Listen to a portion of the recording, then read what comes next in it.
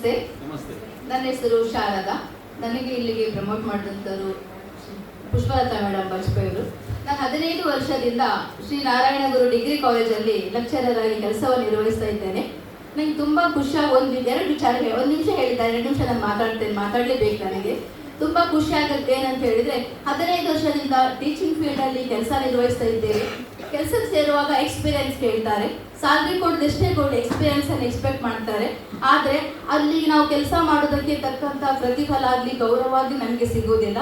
2 ವರ್ಷದ ಹಿಂದೆ ನಾನು NEP ಬರುವಾಗ BSc 2 ಪುಸ್ತಕಗಳನ್ನು ಮಾಡಿದ್ದೇನೆ. ಅದು ಸುಲಭದ ಕೆಲಸ ಅಲ್ಲ, ಎಲ್ರಿಗೂ ನಮ್ಮ ಮೇಡಮ್ಗೆ ಗೊತ್ತುಂಟು. ಡಿಗ್ರಿ ಇದಕ್ಕೆ 2 ವರ್ಷ 2 ಸೆಮ್ಮಿಗೆ ನಾನು ಡಿಗ್ರಿ ಪುಸ್ತಕಗಳನ್ನು ಮಾಡಿದ್ದೇನೆ. ಎಲ್ಲ ಪುಸ್ತಕಗಳಲ್ಲಿ ಕೂಡ ಕಾಲೇಜ್ ಹೆಸರು ಬರುತ್ತೆ, ನನ್ನ ಹೆಸರು ಬರುತ್ತೆ. ಆದರೆ ಒಂದು ಲೆಕ್ಚರ್ಸಿಂದ ಆಗಲಿ ಯಾರಿಂದ ಒಂದು ಅಭಿನಂದನೆ ಸಿಗಲಿಲ್ಲ ನನಗೆ. ಒಬ್ಬರು ಕೂಡ ಚೆನ್ನಾಗಿ ಮಾಡಿದ್ದೀರಾ ಅಂತ ಏನೂ ಕೊಡಲಿಲ್ಲ. ಆದರೂ ನನಗೆ ಅನಿಸುತ್ತೆ, ಸ್ವಲ್ಪ ಸಮಯ ಇಲ್ಲಿ ಕೆಲಸ ಮಾಡಿದೆ ನಾನು, ಇನ್ನು ರೆಡ್ ಕ್ಲಬ್ ಅನ್ನು ಅಚೀವ್ ಮಾಡಲಿಲ್ಲ. ಖಂಡಿತ ಈ ಮಂತ್ ಒಳಗೆ ರೆಡ್ ಕ್ಲಬ್ ಅಚೀವ್ ಮಾಡಿದ್ದೇನೆ. ಖಂಡಿತ ರೆಡ್ ಕ್ಲಬ್ ಅಚೀವ್ ಮಾಡೇ ಮಾಡ್ತೇನೆ.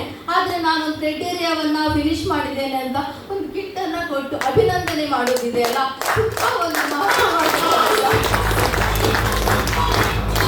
ಎಲ್ಲ ಒಂದು ಗಾದೆ ಇದೆ. ಒಂದು ಕೆಲಸವನ್ನ ಎಲ್ಲ ಕಡೆ ಒಂದನ್ನು ಕಟ್ಕೊಡ್ಬೇಕಾದ್ರೆ ಒಂದನ್ನ ಬಿಟ್ಕೊಡ್ಬೇಕು ಅಂತ ಹೇಳ್ತಾರೆ. ಅಂದ್ರೆ ಒಂದು ಸಂಪಾದನೆ ಮಾಡುವಾಗ ಏನಾದ್ರೂ ಒಂದು ಬಿಟ್ಕೊಡ್ಬೇಕಾಗತ್ತೆ. ನಾವು ಎರಡನ್ನೂ ಕೂಡ ಸಂಪಾದಿಸ್ಲಿಕ್ಕೆ ಆಗುದಿಲ್ಲ ಅಂತ. ಆದ್ರೆ ಒಂದನ್ನು ನಾವು ಕಂಡ್ಕೊಂಡದ್ದು ಈ ಬಯೋಟೋರಿಯಂ ಅಲ್ಲಿ ಹಣವನ್ನು ಸಂಪಾದನೆ ಮಾಡಿದ ಜೊತೆಗೆ ಗೌರವ ಕೂಡ ಸಿಗತ್ತೆ.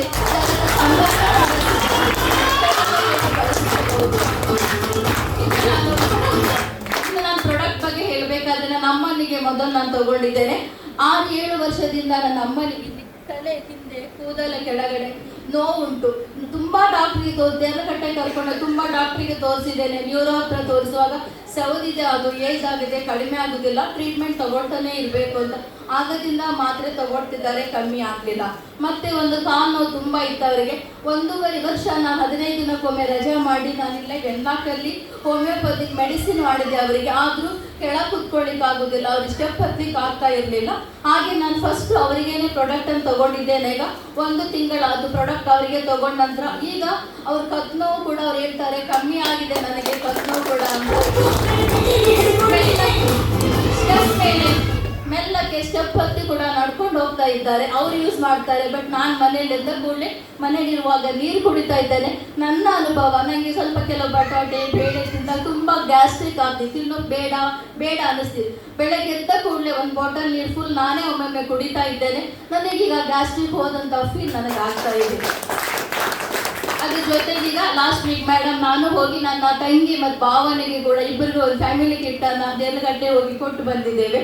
ಹಾಗೆ ಇನ್ನು ಈ ಮಂತ್ ಎಂಡೊಳಗೆ ಆದಷ್ಟು ನಾನು ರೆಡ್ ಕ್ಲಬ್ ಅಚೀವ್ ಮಾಡ್ತೇನೆ ಅಂತ ಹೇಳಿ ಅನ್ಕೊಳ್ತಾ ಇದ್ದೀನಿ. Thank you.